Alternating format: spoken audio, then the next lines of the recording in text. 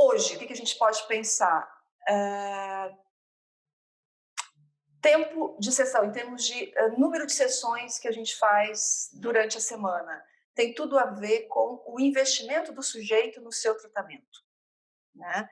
Então, quanto mais sessões eu fizer durante a semana, mais eu vou estar trabalhando. Quer dizer, uma sessão de análise é uma sessão de trabalho, né?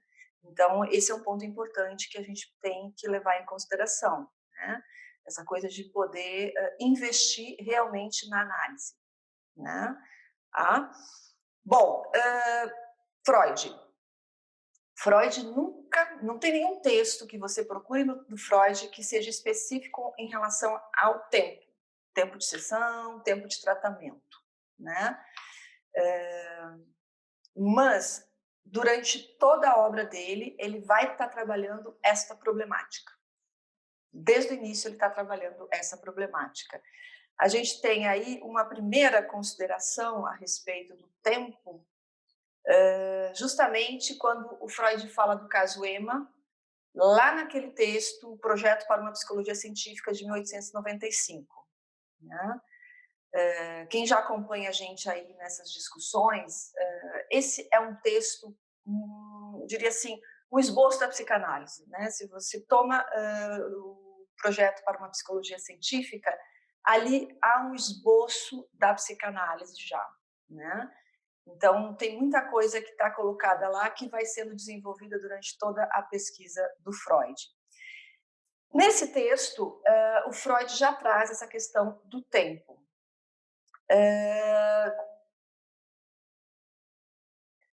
Em termos de conceito, um dos conceitos principais do Freud, que é o inconsciente, a gente já tem aí, né, essa questão do tempo. Vejam bem, o Freud considera que o inconsciente é atemporal. O que isso quer dizer? Essa atemporalidade, né? Essa negação do tempo, né? A atemporalidade que o inconsciente implica em um tempo em sua própria produção. Tá? É dizer, se você toma o texto de 1915, do Freud, lá nos primórdios, ele fala que o inconsciente é atemporal e que a atemporalidade é uma das características do inconsciente, né? E que ele reúne aí pensar uma topologia e um funcionamento, né, dentro dessa atemporalidade. Ou seja, os processos, eles não são ordenados temporalmente, né? Não se alteram com a passagem do tempo e não tem absolutamente qualquer referência ao tempo. Então, a referência ao tempo vincula-se, mais uma vez, ao trabalho do próprio inconsciente. Isso é muito importante para a gente, né? Não sei se vocês veem, né, de uma formação da psicologia, enfim, a psicologia tem como um dos seus apetrechos, né, nossa questão técnica, a anamnese. Vocês já ouviram falar disso, né? Como você faz a anamnese, né? Mas é uma anamnese dentro do modelo médico, onde você vai fazer uma retrospectiva histórica e temporal. Interessante isso, né? Porque aí você vai ver como foi na infância, adolescência, não é isso? É dizer, a psicanálise, o inconsciente do Freud não tem nada a ver com isso. Ele rompe com isso, ele vai dizer o inconsciente é atemporal. Então, nós temos que, primeiramente, nos distanciarmos dessa ideia de temporalidade, né? Como se a coisa fosse organizada, ordenada cronologicamente. Tá? Bom, então isso é um ponto. O inconsciente é atemporal e ele produz. E produz no tempo de cada sujeito. Tá?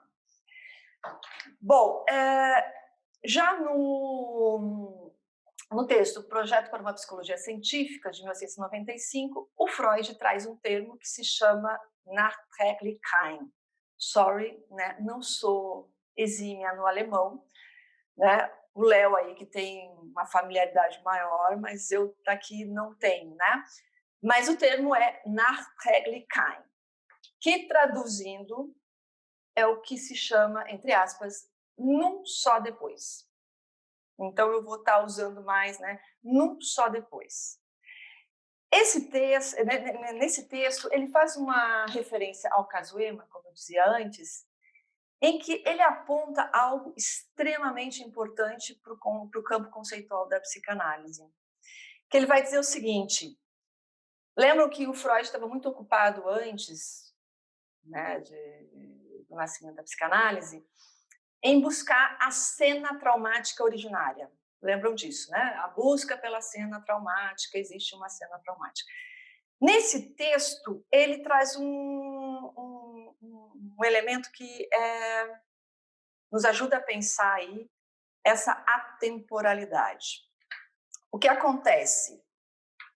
A cena em si, ok? A cena traumática, ela não encontra sentido em si. Tá? Mas ela só vai ter efeito, né? Vamos pensar assim, o paradoxo do Nachträglichkeit, num só depois, é que o acontecimento posterior é que vai desencadear o processo sintomático, né? E que não é verdadeiramente eficaz, né? Em termos assim, do que aconteceu, da cena e com a representação da cena, né? Então, isso nos interessa, porque é uma questão lógica, tá? Então, o Freud já estava falando de lógica lá no século XIX, né? Tipo assim, não é a cena em si, porque a cena em si, ela não está carregada de sentido, mas é num só depois, na construção da representação, é que a gente vai ter aí a formação sintomática. Trago um exemplo muito simples. Pegue uma criança de meses ou um aninho e pouco. Normalmente, né, ela está brincando, daqui um pouco ela cai.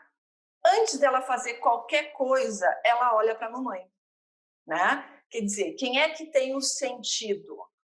É o outro, né? Não é a criança. Tá? Então, para exemplificar que não é a cena em si, não é o tombo, não é, né? Mas é a representação. Quer dizer, isso que acontece num só depois. Tá? Então, esse ponto para a gente é relevante.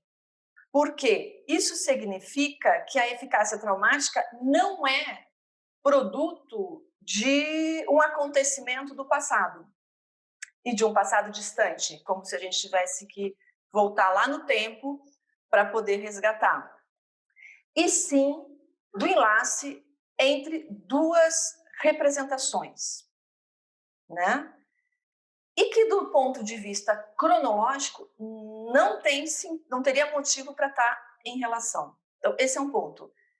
O cronológico está fora. O que vai contar, né, na construção do sintoma é justamente o enlaçamento entre essas duas representações. Tá? Então, o que nos interessa aqui? É cair fora dessa questão cronológica, né, um ordenamento cronológico entre as ideias, mas uma articulação lógica entre causa e efeito.